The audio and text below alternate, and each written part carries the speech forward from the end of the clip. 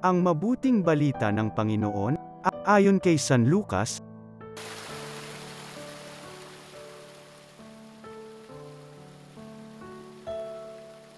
Noong panahong iyon, umahan si Jesus sa isang burol at magdamagdong nanalangin.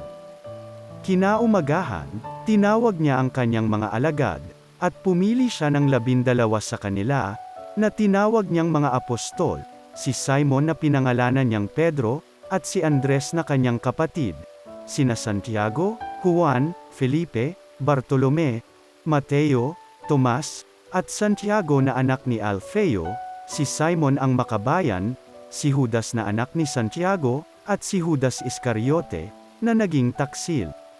Bumaba si Jesus kasama sila, at tumayo sa isang patag na lugar. Naroon ang marami sa kanyang mga alagad at ang napakaraming tao buhat sa Judea at Jerusalem, at sa mga bayan sa baybaying dagat ng Tyro at Sidon.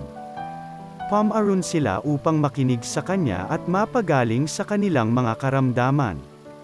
Pinagaling din niya ang mga pinahihirapan ng masasamang espiritu.